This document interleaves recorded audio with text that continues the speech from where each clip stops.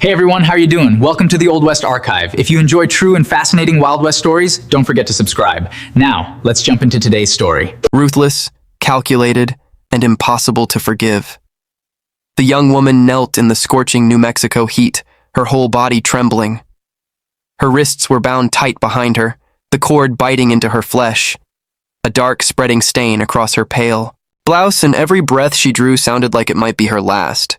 Behind her stood a thick-shouldered man named Cord, a weathered rancher with a salt-and-pepper beard, his large hands clamped down on her shoulders. He held her upright as she whimpered in terror. Any passerby would have sworn they were watching something unforgivable unfold, and that was exactly the story that would spread later. The property belonged to Sheriff Dale Carver, a man whose reputation stretched across the entire valley. His spread sat just outside the town of Red Rock, where justice was supposed to carry weight. But there was no justice standing in that yard today. Just heat, silence, and a young woman in absolute terror. Her name was Nora Carver, the sheriff's own flesh and blood, and the way she looked back at the man gripping her told a story of someone who had already given up on rescue. Cord Malone said nothing. His hold stayed steady as she struggled, her strength nearly gone, as though whatever had been done to her had started long before he showed up. He could feel the fear pulsing through her like a trapped animal. Then she managed to push out a few words, not a shriek, not a prayer for mercy. Something colder. A warning. He'll have me killed. Cord went still for just a breath, his eyes tightening beneath the shadow of his hat. That wasn't fear of him. That was fear of someone else entirely. He studied the cord marks on her wrists, the fresh bruising along her collarbone, the rear door of the ranch house hanging slightly ajar. Something about all of it felt deeply wrong. He had known liars. He had stared them in the face more times than he could count. This girl wasn't one. Nora sagged again, barely holding herself upright, her voice frayed at the edges. My father did this to me. The words settled into the dry air like stones dropping into still water. Cord Malone had ridden out here, simply to report a suspicious wagon that had crossed the back edge of his land the previous night. He hadn't come looking for anything, but something had found him, and it was wearing a lawman star. Out past the fence line, a faint cloud of dust began climbing into the sky. Riders, coming back fast. Nora's voice dropped until it was barely breath. If he finds me loose, we're both dead before sundown. Cord looked toward the road. Then he looked back at the woman in his hands. And in that single suspended moment, he had to make a choice. He had lived long enough to know what real fear looked like. Not the manufactured kind, not the kind someone performs to work an angle. The genuine kind. The kind that only comes when a person has stopped believing anyone will ever come. Cord Malone was no savior. He knew that well enough.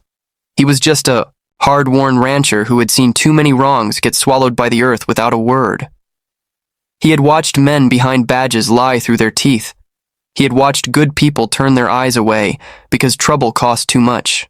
And he had seen, firsthand, what that silence eventually built. The woman in front of him was terrified down to her bones, but it wasn't him driving that fear. It was the man who owned every inch of that yard. The man the entire county called trustworthy. Cord could still ride away. He could still tell himself this wasn't his burden to carry. But he already knew somewhere beneath his ribs that would be the biggest lie he'd ever told himself. Was he about to become the monster everyone would assume he was, or the one man willing to stand against a sheriff no one else dared challenge? Cord. Malone didn't move immediately. The dust cloud was swelling, and the sound of hooves was no longer distant. He looked down at Nora, still shaking in his grip. Then he made his decision. He cut the rope. The fibers split and fell away, and Nora nearly buckled. Cord caught her before she hit the ground, steadying her with one arm wrapped around her back. She wasn't just frightened. She was depleted, the way a person gets when they've been carrying something enormous and completely alone. Can you move? He asked, low, calm. She nodded, but barely. Cord didn't debate it. He half carried her off the platform and steered her toward the back fence line, keeping low, keeping quiet. The ranch yard was wide open, no cover worth mentioning. If Carver came back now, there was nowhere to disappear to. They slipped past, The horse pen and through a warped section of fencing Cord had spotted in a single glance. That kind of eye came from decades of living hard and close to the land, where one missed detail could mean everything. Once they cleared the property, he guided her down into a dry gulch running behind the land. The sun's weight dropped a fraction, in the shade of the earthen walls, just enough to breathe again. Nora leaned back against the dirt and tried to pull herself together. Cord passed her his canteen. She drank like she hadn't seen water since morning. Then it came out. Not all at once, but enough. Her father wasn't just taking bribes. He was protecting something far worse. Wagons rolling through in the dead of night. Young women who didn't speak a word of English. Rooms kept locked from the outside. Conversations that went silent whenever Nora walked nearby. 2 nights before, she had seen one of them through a crack in a door. A girl, 16 at most, seated, on a bare floor in her father's storage room, eyes hollowed out, past crying. Not screaming, not begging, just sitting there, already somewhere else in her mind, already understanding that no one was coming. Nora had confronted her father about it. That had been her mistake. Cord listened without interrupting, his eyes fixed on the ground, arranging the pieces. Then he reached into his coat and drew out a folded slip of paper, something he had found near the wagon tracks the night before.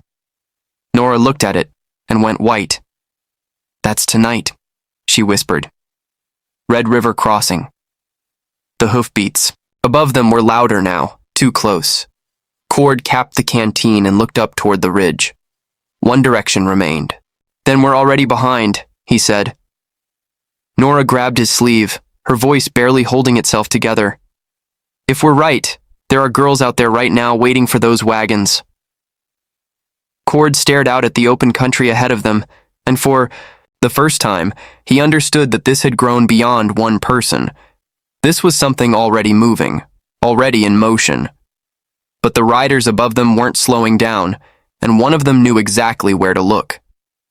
The gulch wound through the land, like an old wound, and Cord knew every bend. He kept a steady pace, quiet, guiding Nora along the path where hoofprints left the least impression. Behind them, the riders fanned wide, not galloping, not rushing. That kind of pursuit meant one thing. They weren't just chasing. They were reading the ground. Nora stumbled twice. Cord caught her both times without breaking his stride. He didn't say much. His grip said enough. After a stretch, he pulled her into the shadow of a collapsed hay shelter near the base of a low ridge. The old timbers were gray and bowing, half caved in on one side, but enough to hide 2 people who stayed still and stayed quiet. Cord crouched and listened. The wind changed direction. The hoofbeats stopped. Then a voice came, not shouted, not urgent. Measured. Malone. Cord stepped out slowly, one hand resting near his side, not drawing. Across the flat ground stood Deputy Holt Briggs, standing alone, his horse breathing hard beside him. Nora went rigid behind Cord. For a long moment, neither man moved. Then Briggs spoke again. "You picked the worst possible day to involve yourself in this." Cord didn't answer right away. He studied the man, young, steady eyes that held something, complicated behind them. Then 2 more riders appeared from the ridge at Briggs's back. These weren't deputies. The way they sat their horses gave them away immediately. Silas Creed's outfit, everything broke fast after that. One of them went for his gun. Cord moved first. He closed the gap, seized the man's wrist, and drove him hard, into the side of the structure. No wasted motion. The second rider lunged. Nora, barely standing, shoved a rotted plank at him. It didn't stop him, but it bought Cord a single extra second. That was enough. Briggs hesitated. Then he chose. He drew and fired into the dirt directly in front of the second man, forcing him backward rather than dropping him. The scuffle ended quickly, but it wasn't clean. None of it was clean. Dust settled. Ragged breathing filled the air. One man was on the ground. The other had run. The silence that returned didn't feel like safety. Briggs lowered his weapon slowly.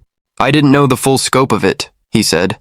But I knew enough, and I should have acted sooner. Speaking up in this county has a way of getting people buried without a marker.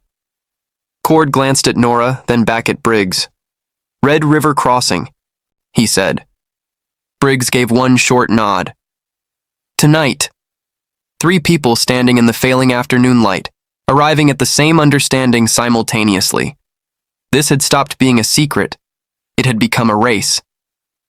Cord looked out at the open country ahead. Then, "We ride now," he said. They mounted up. The sun had dropped enough to pull long shadows from everything it touched. Somewhere ahead, wagons were being loaded. They rode hard into the last of the light, the kind of ride that strips your thoughts down to nothing but what's directly in front of you. No one wasted breath talking. There was nothing left to say that the horses' hooves weren't already saying for them. Red River Crossing appeared as the last edge of sunlight bled out across the ridgeline, painting everything gold and shadow. It looked empty. Too empty.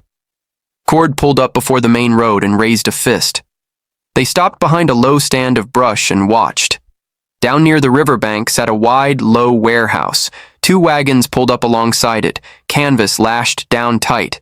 Across the beds, horses already harnessed and facing out, everything ready to move the moment the word was given. Nora leaned slightly forward. Her voice dropped to almost nothing. "That's the place." Cord didn't respond. He was studying the men, standing outside, measuring their posture, the way their eyes moved. These weren't cowhands who didn't know what they were doing. These were men who understood exactly what they were doing and had made their peace with it. Briggs shifted in his saddle beside him. 2 at the front. Could be more inside. Cord gave. A single nod. Simple plan. The only kind that held out here. Briggs would loop wide and cut off the horses. Cord would come through the side entrance. Nora would hold back until the door was open. No shouting, no announcement, just movement. Cord went first. He dropped off his horse and crossed the ground slow and low, hugging the shadow along the building's side wall. One of the guards turned at the wrong moment and found Cord already there. No hesitation. Cord closed. The last few feet caught the man and drove him into the wall hard enough to end the conversation immediately. Inside, the building was dim and close. It smelled like sawdust and old wood and something else underneath it. Something that made his jaw set tight. Then he saw them. No chains, no cages, just a locked interior door, and through the slats, 3 young women pressed against the far wall. One of them looked too young to be far from home, eyes enormous, hands clasped together, shaking without sound. Nora came through the doorway right behind him. Her breath caught the instant she took it in. She moved without being told, scanning the space, finding a ring of keys hanging on a wall, pegged near a stacked crate. Her hands were trembling, but they didn't fail her. The lock gave. Outside, a horse screamed suddenly. Briggs had started his part. One of the men inside spun toward the sound. He turned back too late. Cord was already on him. Took the gun out of his hand and put him on the floor. Everything was moving too fast for thought now. The 3 women were guided toward the open door, Nora ahead of them, keeping her voice low and steady. Go. Just go.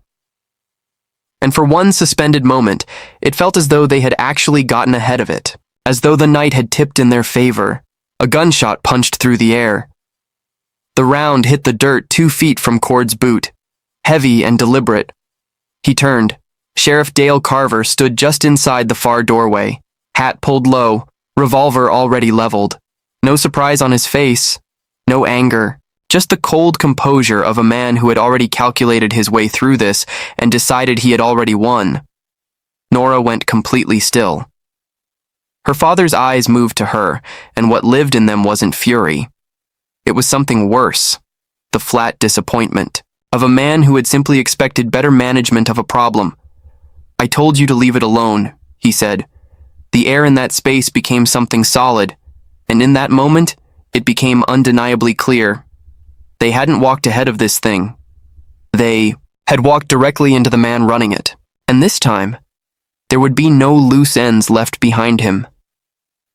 Cord didn't step back. Not this time. The sheriff's barrel stayed fixed on his chest. Nora stood between them, pale, her breathing shallow, searching for something in her father's expression that simply wasn't there anymore. Carver took one measured step forward. "You don't have the faintest idea how this all works," he said. "Men in my position are what hold things together." Cord's voice came out quiet. "Absolute. Men in your position are what tear things apart." The moment compressed. Silas made his move toward a holstered weapon. Briggs was already there, the shot dropping Silas back before the draw was completed. Carver turned his head, just slightly, just enough. And that was the space Cord needed.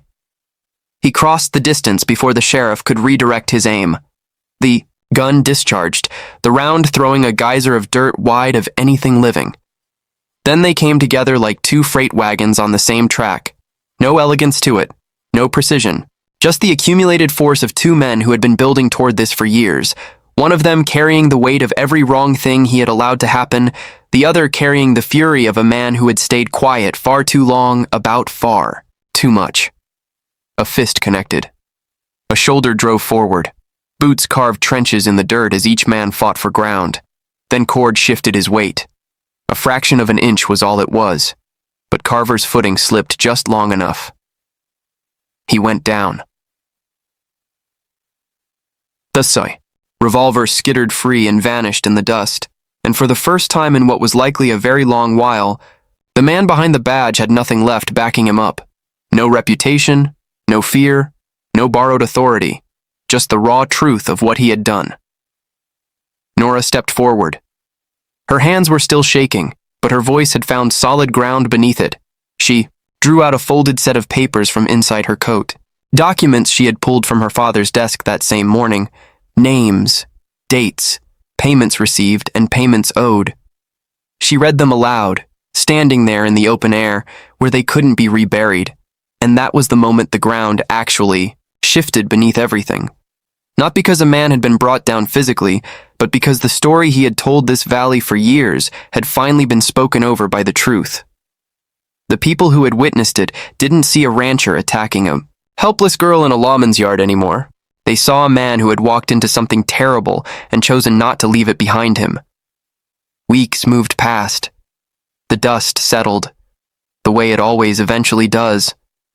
But some things stayed where they landed. Nora made the ride out to Cord's ranch. One quiet evening, the sky turning soft colors above the ridgeline, the air finally beginning to lose its edge. She held out the folding knife he had used to cut her loose that afternoon. "I wouldn't be standing here if it weren't for you," she said. Cord looked out across his land for a long moment before he answered. "Honest truth? I almost turned my horse around. And maybe that's the thing that stays with you longest. Because most men would have. Most men would have seen the shape of what was coming and found a reason to ride in any other direction. So here's what I keep coming back to. When something wrong is happening directly in front of you, what do you actually do? Doing the right thing almost never feels safe in the moment, but it's the only thing you can carry with you cleanly afterward. If this story landed somewhere real for you, hit like and subscribe, and drop a comment telling me where you're listening from. I read every single one. This story has been collected and retold with details shaped to bring out what's at the center of it. The visuals are AI enhanced, and the title and thumbnail are built to carry the emotional weight of the story. If it meant something, say so below. I'm always looking for the next story worth telling, because the ones that matter most are usually the ones that remind us who we still have the chance to become.